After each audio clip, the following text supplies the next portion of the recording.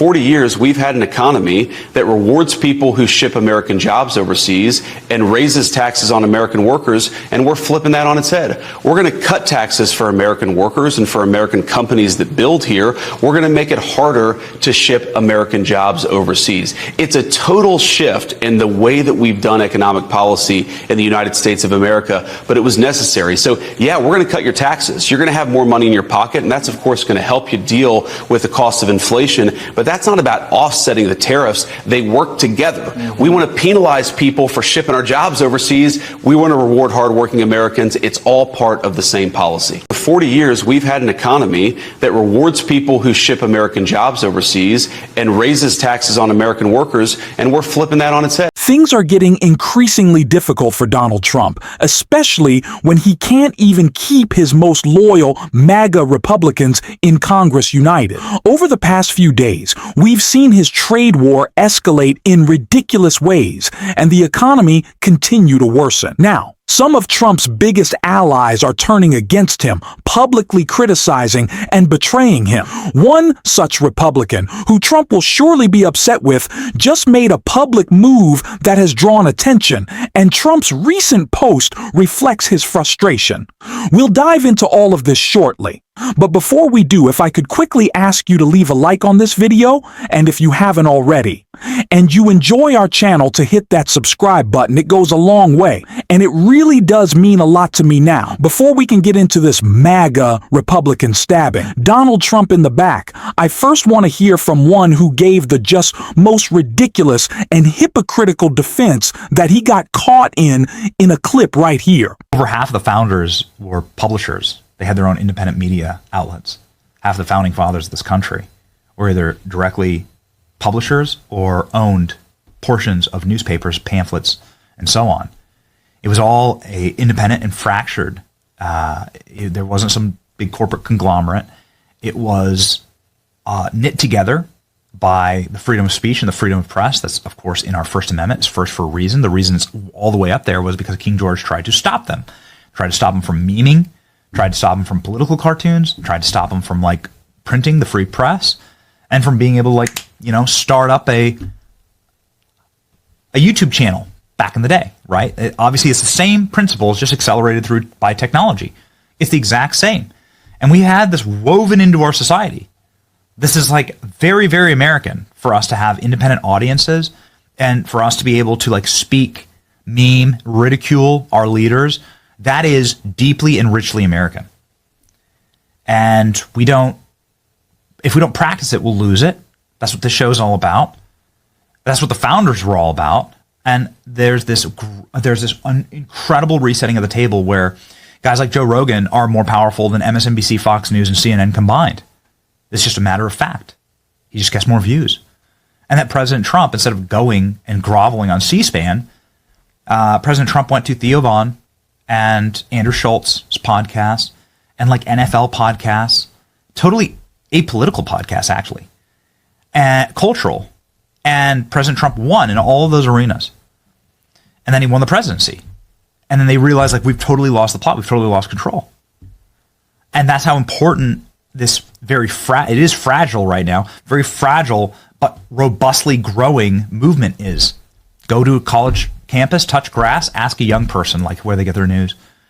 They'll tell you YouTube, or they'll tell you TikTok, or they'll tell you, like, they will not say MSNBC. I promise you. You can go to UC Boulder, you can go to Berkeley, and even those libs won't say MSNBC. They'll say independent creators. And so that's what they're trying to destroy. They're trying to destroy that lack of control because they can't do it. So they send puka shell necklace dude, you know, on MSNBC to try and, like, slander us, but it doesn't work. All it does is validate that we are over the target. All right? All right.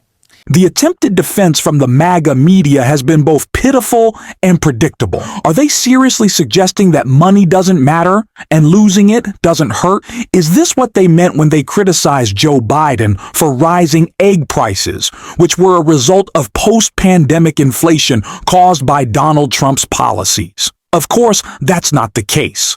It's all just disingenuous rhetoric. This is part of a larger effort to shield Trump from the consequences of his tariff policies. We're seeing a prime example of this with J.D. Vance. For 40 years, we've had an economy that rewards people who ship American jobs overseas and raises taxes on American workers, and we're flipping that on its head. We're going to cut taxes for American workers and for American companies that build here. We're going to make it harder to ship American jobs overseas. It's a total shift in the way that we've done economic policy in the United States of America, but it was necessary. So, yeah, we're going to cut your taxes. You're going to have more money in your pocket, and that's, of course, going to help you deal with the cost of inflation. But that's not about offsetting the tariffs. They work together. We want to penalize people for shipping our jobs overseas. We want to reward hardworking Americans. It's all part of the same policy. I wanted to play that clip because it's crucial context for the criticism we're about to look at from a Republican. J.D. Vance is trying to paint a picture of a disastrous economy, as if he and Donald Trump inherited a complete mess. But that's simply not true. The economy was actually stable and growing, even reaching historic levels under Joe Biden. So when we talk about the current economic downturn, it's a crash, not a continuation of any trend. JD, you've completely derailed what was working. The Biden-Harris administration was focused on success while you seem intent on sabotaging people's retirement accounts. Donald Trump is pushing the same narrative too. But before we dive into that Republicans' remarks, let's listen to this line of nonsense. And as you know, because of the tariffs, we have $7 trillion already committed to be invested in the United States, building auto plants, building chip companies, and all sorts of companies are coming into our country at levels that we've never seen before. Biden had nothing coming in. This was a dead country with Biden. He didn't know what he was doing, and that's now been proven at least. At the heart of Donald Trump's argument on tariffs is this idea of bringing manufacturing jobs back, a goal that Joe Biden was actually already working toward with initiatives like the Inflation Reduction Act and the CHIPS Act. These investments in American manufacturing were aimed at bringing back jobs that were lost during Trump's presidency. Now, Trump is attacking the very laws and bills that are helping to create those jobs, all while making things worse for everyone. It's clear this isn't really about manufacturing. It's about causing harm. That's why so many people, including some staunch MAGA Republicans, are getting increasingly frustrated, as we can see right here. It's been painful, but it may turn out well. It may not. If it doesn't turn out well, I think the president will recalibrate. To that point, do you think it's Donald Trump's economy now? Oh, I think it is. There's no question. I think once he decided to add the tariffs, clearly, I mean, he will be held responsible, as he should, whether it turns out good or it turns out badly. Is there a point at which you would consider supporting taking tariff authority back into congressional hands? There have been some efforts in the Senate to do that. Well, if I finally concluded that what the president is proposing is not going to work, or if the treatment is worse than the disease, sure. And I'm going to look at Senator Grassley's bill very closely. But I'm not there yet. That right there is the final blow. This is Trump's economy. Just last week, Carolyn Levitt tried to argue that it's still the Biden economy, but it's clear that it's Trump's responsibility now. Even at the start of his presidency, before he was even sworn in, Trump boasted about the success he was seeing just from being elected. But that's no longer the case. Now, the current state of the economy falls squarely on his shoulders, and he should be held accountable. Of course, he doesn't want to take responsibility for it, which is why he's lashing out in his latest post, where he wrote, "The United States has a chance to do something that should have been done decades ago. Don't be weak. Don't be stupid. Don't panic. Create a new party based on weak and stupid people. Be strong, courageous, and patient, and greatness will result. So if you don't want Trump to wreck the economy, you're weak? Guess I'm a panicker." Then, it's not just MAGA Republicans turning on him, it's also the business leaders who foolishly supported him and now regret it. Ari Melber went into some great detail on that, and it's worth checking out. Elon Musk losing many billions right now, and he's publicly opposing Trump's tariffs, saying Europe and the U.S. should actually move in the opposite direction, ideally to, quote, a zero tariff situation, a free trade zone between Europe and North America. He adds, that has certainly been my advice to the president. Or take a very vocal MAGA Wall Street titan, Bill Ackman. You may recognize him a bit or know his name.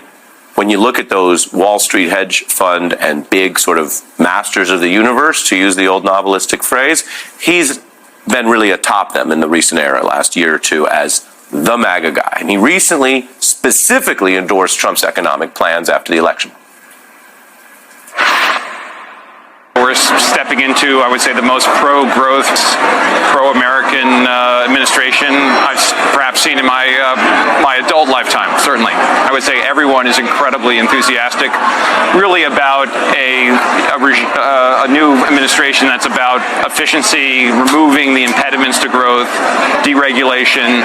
President Trump will do nothing that interferes with the success of the country, the success of the economy. Quite the embrace. Now Ackman says Trump is making the ultimate blunder for the success of the country and the economy, self-inducing what he calls the economic equivalent of a nuke, blaming Trump for a, quote, self-induced economic nuclear winter, Trump policies destroying confidence in our country as a trading partner, as a place to do business.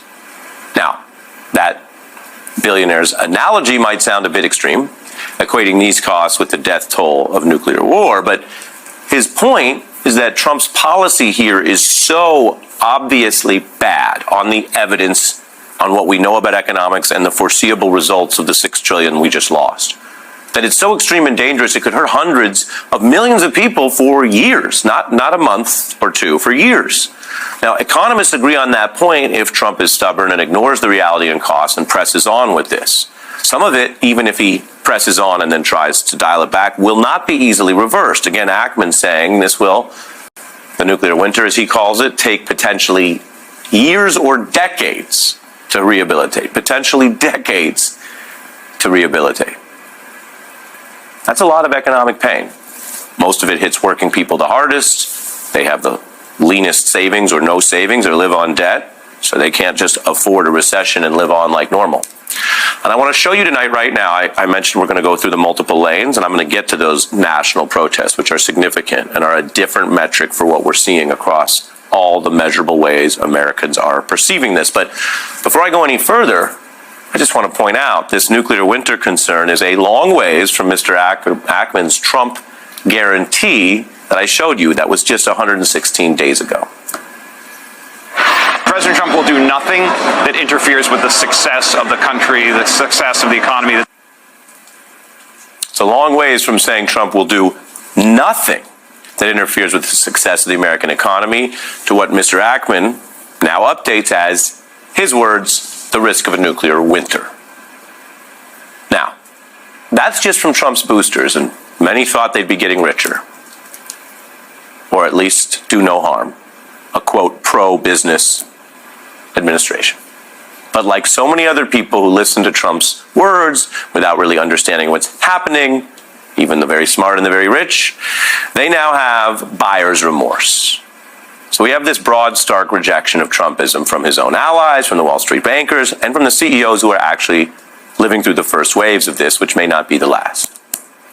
Then, as I mentioned to you, there are the millions of Americans who didn't choose this to begin with, who didn't believe everything Trump said or think that someone who promises you a better economy, along with the other things we know about him, was going to give you a better economy.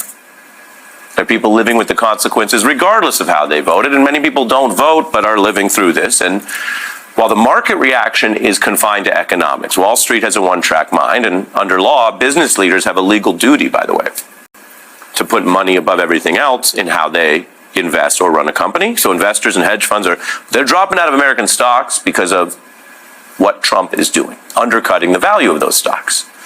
Then the broader Trump rejection is by these other huge, massive groups of people. This weekend's protests, saw what that looks like. People, even amongst all this tumult and all the other issues going on and their own lives and obligations and jobs, taking time for massive gatherings like you see here in Boston, huge crowds in New York, showing an energy that could be tapped for any number of political movements. Doesn't need to be partisan, doesn't need to be democratic, by the way. It might just be a people's movement against some of these excesses that apparently now the protesters and the bankers agree on. This rebuts some of the Washington talk we've heard about a resistance that is over or tired. And while some could dismiss even these large crowds as confined to liberal or East Coast areas, the protests we Everyone, and I mean everyone, is turning against Trump, and obviously he is screwing us all over. We are going to see more of this, and it's only going to get worse because he will continue to dig in. So hopefully what this leads to is Republicans in Congress allowing Democrats to be the adults in the room, take back this power tariff, and maybe settle our economy a bit. But what that won't take away from is the damage that has been done to Donald Trump's presidency. What we need to hammer home every single day, and we're going to do that on this show. And if you want to support that, as always, you can hit that subscribe button, leave a like on this video, and if you stuck around to the end, drop a blue heart in the comments. Until next time, I'll see you soon.